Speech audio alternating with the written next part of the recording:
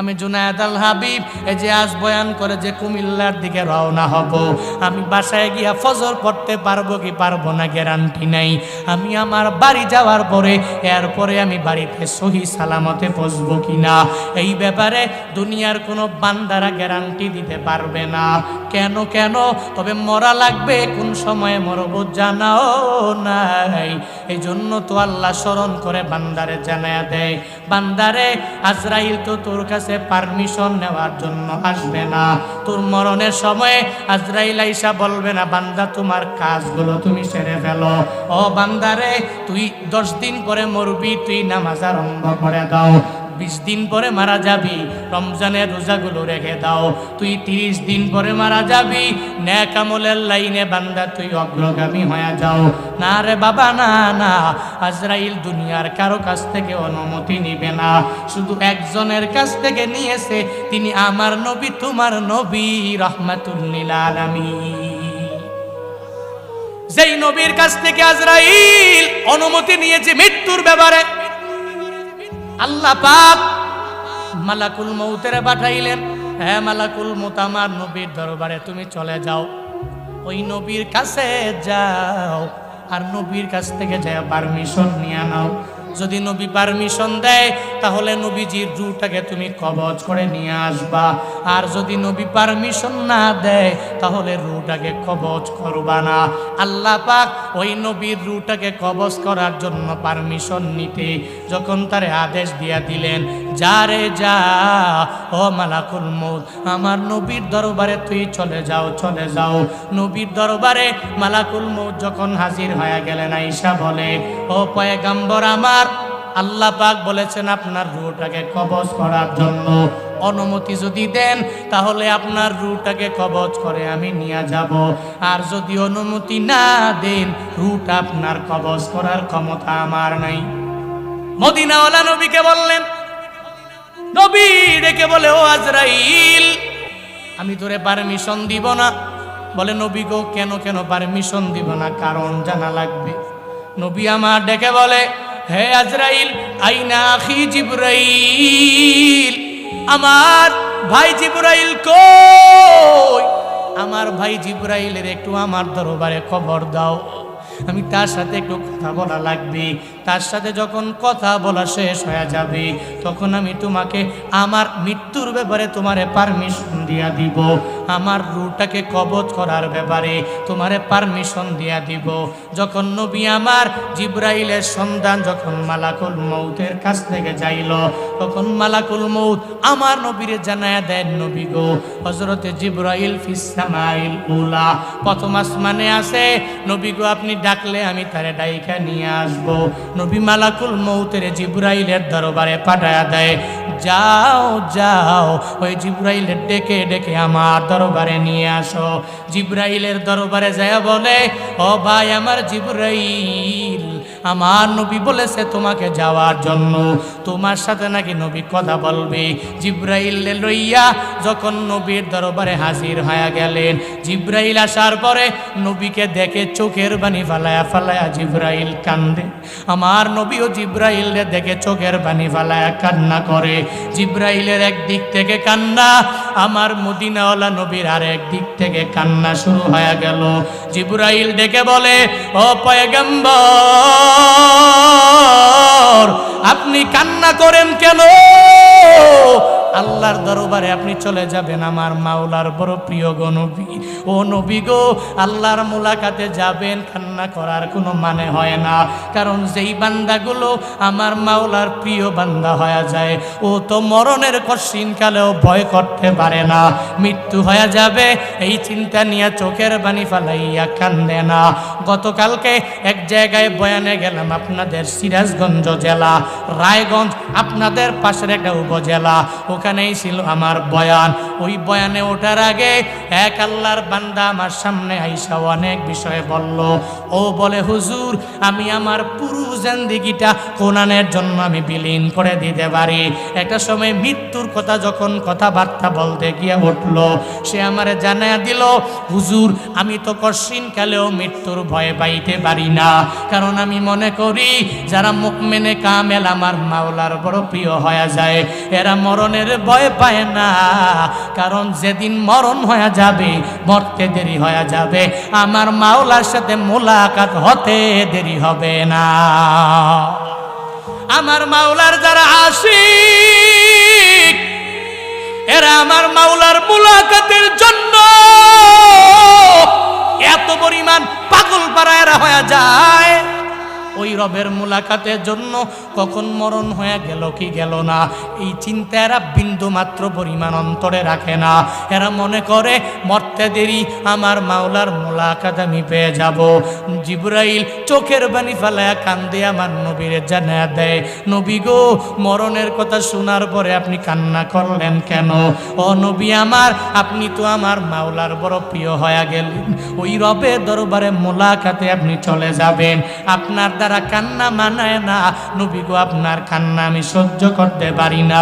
নবী আমার ডেকে বলে, ও জিবরাইল ভাই আমার, আমি কেন কান্না করি তুমি আমায় বলো, কিন্তু তুমি কেন কান্না করো, তোমার চোখ দিয়ে কেন বেয়ে বেয়ে পানি পড়ে, তুমি আমায় একটু জানায়া দাও।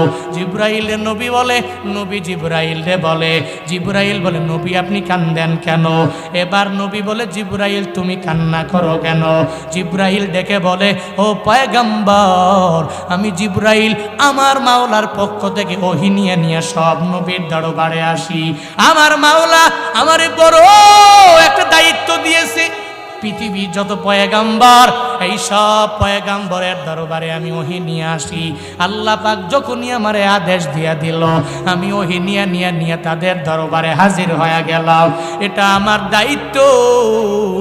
তবে যত নবীর কাছে আমি আসছি, আপনার কাছে যতবার আসছি ততবার আমি অন্য কোনো নবীর দরবারে আসি নাই। একজন নবীর দরবারে আমি ওহী নিয়ে আসলাম, কারো কাছে 10 বার, কারো কাছে 15 বার, কারো কাছে আমি আসলাম 100 বার। হযরতে মূসা যার সাথে আমার মাওলা এত পরিমাণ কথা বলল, ওর দরবারে আমি ওহী নিয়ে আসছি 700 বার। এরকম সব নবীর দরবারে আমি 1000 বার, 1500 বার, 2000 বার ওহী নিয়ে আমার মাওলার দরবার থেকে আসছি গোয়াদের দরবারে গো নবী। কিন্তু আপনার দরবারে আমি 1 বার না, 2 বার না, 100 বার না, 1000 বার না, বরং আপনার দরবারে আল্লাহর পক্ষ থেকে ওহী নিয়ে আসছি 24,000 বার। নবী আমি আপনার চেহারা দেখবো না, আর এই সুন্দর আপনার কথা মালা আমি শুনবো না। নবী গো আপনার চেহারা যে দেখবো না এই জন্য আমি চোখের পানি ফেলায়া কান্দি। আপনি রওজায়ে আতহারে থাকবেন, এই কারণে আমি আপনারে না দেখবো না, আপনার দরবারে ওহী নিয়ে আসতে পারবো না, এই জন্য আমি চোখের পানি ফেলাইয়া আপনার মায়ায় কান্না করি। কিন্তু আপনি আমার মাওলার মুলাকাতে আপনি চলে যাবেন, কান্না করার মানে হয় না। নবী আমার ডেকে বলে, ও আমার জিবরাইল ভাই শুনে না, আমি চলে যাব, কোনো অসুবিধা হবে না। আমি আমার নিজের জন্য কান্দি না রে, আমি আমার ছেলে মেয়ের জন্য চোখের পানি ফেলায়া কান্না করি না। আমার কন্যা ফাতিমা, ওই ফাতিমার ব্যাপারেও আমি চোখের পানি ফেলায়া কান্না করি না। আমার প্রথম স্ত্রী খাদিজা রাদিয়াল্লাহু তাআলা আনহা, আমি তার জন্য চোখের পানি ফেলায়া কান্না করি না। আমি কান্না করি আমি দুনিয়া থেকে বিদায় নিয়ে চলে যাব। আমার গরিব উম্মতেরা, আমি নবীর জন্য কত পাগল হয়ে যাবে, আমি নবী চলে যাব, কোনো অসুবিধা নাই, এটা হবে না। কিন্তু আমার উম্মতের উপায়টা কি হবে? এই উম্মতের জন্য কারা বারবার উম্মতের দাওয়াত দিবি? এই উম্মতের উপায় কি হবে? ও জিবরাইল আগে আমার মাওলার দরবারে চলে যাও, আর আল্লাহকে গিয়া জানায়া দাও আমার উম্মতের উপায়টা কি হবে। এটা যখন আমার মাওলা জানায়া দিবি, তখন আমি আমার উম্মতের ব্যাপারে ডিফেন্স চিন্তা করব, কি বলা যায় আমার উম্মতের ব্যাপারে আল্লাহ কি বলল, ওই কথার উপরে চিন্তা ভাবনা করে আমি বলবো পারমিশন দেওয়া যায় কি যায় না। জিবরাইল সঙ্গে সঙ্গে আমার মাওলার দরবারে হাজির হয়ে গেল, যা বলে, ও মালিক, আপনার বন্ধু তো রুটাকে কবজ করার জন্য পারমিশন দেয় না কেন রে? বলে, আপনার বন্ধু নাকি চায় আপনার বন্ধুর উম্মতের কি উপায় হবে চিন্তা নিয়া আপনার বন্ধু রুটাকে কবজ করার জন্য অনুমতি দেয় না। আল্লাহ পাক জানায়া দেয়, ও জিবরাইল শুনো, অনুমতি আমার নবী দিবে না। আমি জানি, কারণ আমার নবী উম্মতের অনেক ভালোবাসে। তবে আমি আমার নবীর কান্না আমি সহ্য করতে পারি না রে। ওই নবী কান্না করবে, আমি আল্লাহ চায়া দেখবো, এটা হতে পারে না।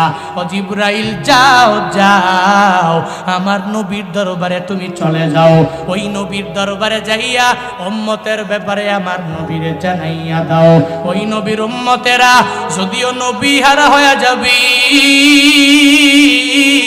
আমি আল্লাহ তো আছি, আমি আল্লাহ থাকবো। ও জিবরাইল, আমার নবীর দরবারে যাও, ওই নবীর কাছে গিয়া জানায়া দাও, আমার নবী চিন্তা করার কোনো প্রয়োজন নাই রে, আমার নবী টেনশন করার কোনো প্রয়োজন নাই। এই উম্মত যদিও দুনিয়া থাকবে, আমার নবী থাকবে না, কিন্তু হাসরের ময়দান কায়েম হওয়া পর্যন্ত আমি মাওলা উম্মতের কাছে, আমার বান্দাদের কাছে থাকবো। আমার নবী যদিও নাই, তবে হাসরের ময়দান কায়েম হওয়া পর্যন্ত আমি আল্লাহ আমার নবীর উম্মতের জিম্মাদারি নিয়ে নিলাম। আমি আমার বান্দার জিম্মাদারি নিয়ে নিলাম। আমার নবী উম্মতের নিয়ে চিন্তা করেন, নবী উম্মতের নিয়ে চিন্তা করার কোনো দরকার নাই। যাও রে, গিয়া এরপরে পারমিশনটা তাড়াতাড়ি নিয়ে আসো। এবার জিবরাইল আজরাইলে পাঠাইয়া দিল, নবীর দরবারে চলে গেল। নবীর কাছে যাইয়া আমার পয়গাম্বররে জানায়া দেয়, পয়গাম্বর এবার আপনি পারমিশন দিবেন কি দিবেন না? আল্লাহ কি বলেছে? বলে, আল্লাহ বলেছে আপনার উম্মতের জিম্মাদারি আমার মাওলা নিয়ে নিছি, তাহলে অসুবিধা নাই। ও মালাকুল মউত, তোমারে পারমিশন দিয়া দিলাম, আমার রূহটাকে এখন তুমি কবজ করে নিয়ে যেতে পারো।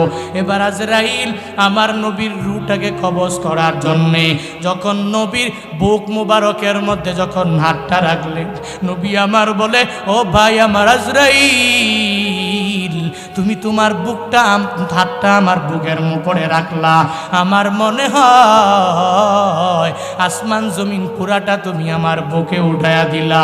আমার মনে হয় আসমান জমিনটা আমাকে চাপা দিয়া দুনিয়া থেকে বিদায় করে দিচ্ছি। ও আজরাইল রে, এরকম কি আমার উম্মতের বেলায় এত কষ্ট হয়ে যাবে? এরা তো মৃত্যুর যন্ত্রণাটা সহ্য করতে পারবে না, সহ্য করতে পারেও না রে। এরা কি এদের বেলা আজরাইল এমন আচরণ তোমরা করবা? আজরাইল ডেকে বলে, নবী না, আপনার উম্মতের বেলায় এমন করা হবে না। আপনার যে উম্মতেরা দুনিয়াতে আমার মাওলাকে মেনে যে উম্মতেরা চলবে, যারা 5 ওয়াক্ত নামাজ আদায় করবে, যারা রোজা রাখবে, নেক আমলের লাইনে যারা অগ্রগামী হয়ে যাবে, এদের মরণটা কঠিন কালেও কঠিন হবে না।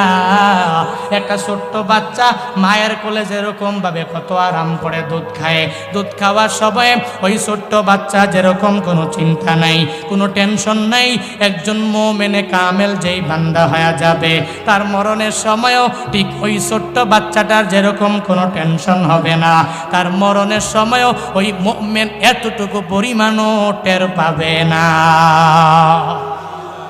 তবে দুনিয়াতে হুজুরের কথা শুনে যারা নামাজ পড়লো না, রোজা রাখলো না, নেক আমলের লাইনে অগ্রগামী হয়ে গেল না রে, যারা দুনিয়াতে হুজুরের কথাটা মানে নাই, হুজুরের কথা এক কান দিয়া ঢুকাইয়া আর এক কান দিয়া যারা বের করে দিল, এদের বেলায় আমার মাওলা এত পরিমাণ রাগান্বিত হয়ে যাবে।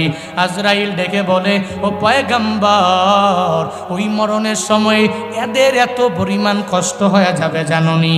বলে, কি কষ্ট হবে?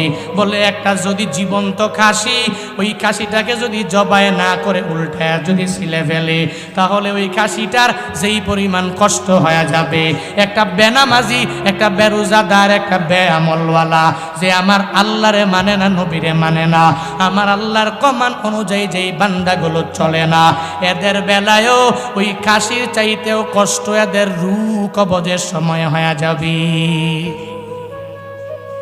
নাউজুবিল্লাহ পড়বেন না? আরো জোরে পড়বেন না? আরো জোরে পড়েন নাউজুবিল্লাহ।